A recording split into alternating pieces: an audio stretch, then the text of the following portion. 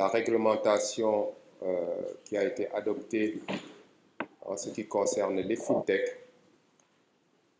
et que nous appelons, nous, les établissements de paiement. Donc, notre propos d'aujourd'hui portera donc sur la réglementation des fintechs. Pourquoi cette réglementation a été prise est entrée en vigueur le 23 janvier 2024. Donc, cela fait environ 15 mois que cette réglementation est entrée en vigueur. Elle porte sur la réglementation des fintechs. Les fintechs sont ces structures qui fonctionnent déjà depuis très longtemps avec les banques, avec les établissements de monnaie électronique, et qui fonctionnent dans le sens d'améliorer les services qui sont produits, les services de paiement qui sont produits. Qu'est-ce qu'on entend par services de paiement? Les services de paiement sont donc tous les versements et les retraits qu'ils peuvent avoir sur les opérations. Il y a également la gestion des comptes, les virements, les transferts de fonds et les agrégateurs. Donc l'ensemble des services agrégateurs qui peuvent être proposés par les établissements de paiement entre les différents acteurs. Donc vous savez qu'il y a des banques, qu'il y a des EME, et l'interaction se fait à travers ces agrégateurs. La nécessité d'organisation était liée à deux facteurs. Le premier facteur, c'est la protection des déposants. La protection des déposants est un des objectifs clés d'une réglementation qui offre des services financiers.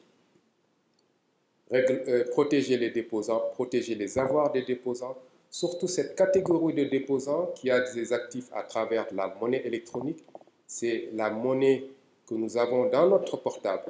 Cette monnaie qui a permis aujourd'hui une inclusion financière très large à de nombreuses personnes qui n'avaient pas accès à des services bancaires, à des services de microfinance.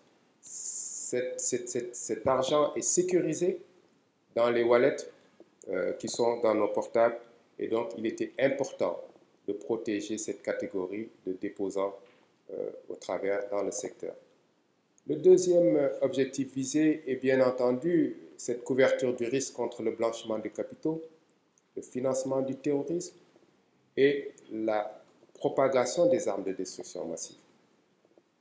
Le Sénégal vient de sortir depuis l'année dernière de la liste grise du GAFI et vous savez que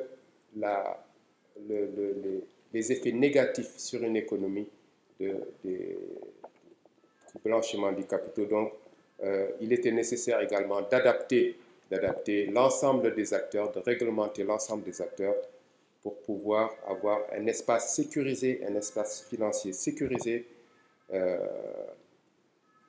dans l'espace Union, UMOA et en particulier et également au Sénégal. L'innovation a été grandement apportée par les fintechs. Cette innovation-là, la Banque centrale veut l'accroître, veut le mettre dans un environnement des plus sécurisés. Et cette innovation a permis réellement d'avoir beaucoup de créativité, beaucoup de création de produits, beaucoup de nouveaux produits pour l'ensemble de la clientèle et de nos populations. Et cette innovation-là va continuer en étant mieux encadrée par la Banque centrale. Donc, in fine, si je puis me résumer mes propos, l'objet de cette réglementation est d'accroître la sécurité des opérations. Sur le volet maintenant qui porte sur la communication que nous voyons actuellement, la première mesure, le premier délai qui était fixé aux établissements de paiement pour se mettre en conformité était arrêté au 23 juillet 2024, c'est-à-dire 6 mois après l'entrée en vigueur de l'instruction 0101-2024. Ce délai nous paraissait suffisant puisque ces fintechs qui sont sur la place ont suffisamment de maturité, suffisamment d'organisation pour très rapidement introduire les dossiers et pouvoir bénéficier de l'agrément d'exercice. Au bout de ces 6 premiers mois, nous avons constaté un nombre très faible de dossiers, extrêmement faible de dossiers. Un nombre faible de dossiers. Et à la demande des fintechs, à l'échelle de l'Union, mais fortement relayé au Sénégal, un délai supplémentaire a été accordé. Un délai supplémentaire accordé, cette fois-ci, jusqu'au 31 janvier 2026. Donc, le gouverneur a accordé un délai supplémentaire de 6 mois aux établissements de paiement, aux fintech, pour se mettre en conformité. Et les dossiers que nous avions reçus n'étaient pas des dossiers qui remplissaient les conditions de leur instruction, c'est-à-dire qu'il manquait beaucoup d'éléments, beaucoup de dossiers et des échanges réguliers ont été faits avec ces structures, justement, pour rendre leurs dossiers compatibles avec ce qui rend leur agrément possible. Parce que n'oublions pas, l'agrément confère la pleine responsabilité des institutions à exercer, à remplir le rôle pour lequel ils sont dévolus en pleine sécurité. C'est la sécurité des opérations qui, cette fois-ci encore, est visée. Et là également, le gouverneur a constaté, et l'ensemble des services de la banque, que les dossiers ne pouvaient pas être totalement disponibles, les agréments ne pouvaient pas être disponibles à cette date du 31 janvier, raison pour laquelle un deuxième report a été, une deuxième dérogation a été accordée, cette fois-ci jusqu'au 30 avril. Et c'est ce délai qui est échu aujourd'hui et qui fait l'objet de nos échanges de ce jour. Une information la plus large a été partagée concernant la première instruction en 2024 et les différents reports qu'il y a eu par la suite. En ma qualité de directeur national, j'ai moi-même informé tous les acteurs et l'ensemble des autorités, telles que les ministères concernés, les services de l'État concernés, les banques, les fintech, elles-mêmes, les associations de fintech ont reçu les courriers ainsi que les EME qui sont leurs partenaires.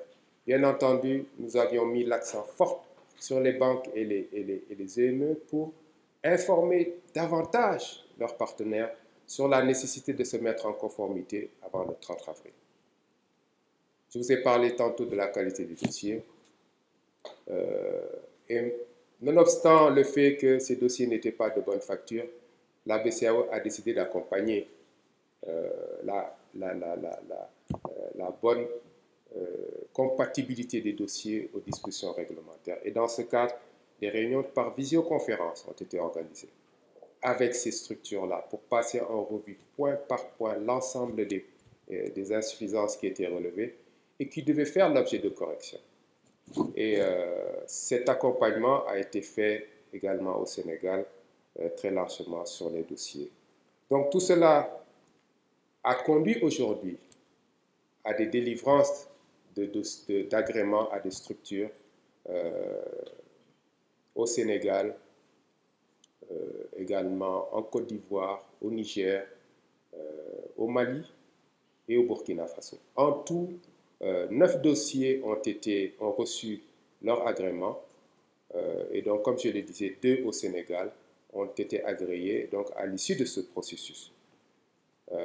Les autres dossiers sont en instruction. Vraiment, nous mettons l'accent pour accélérer les dossiers et nous échangeons, nous envoyons pour compléter les dossiers à ces structures qui ont déposé tardivement, malheureusement, qui ont déposé très tardivement ces dossiers.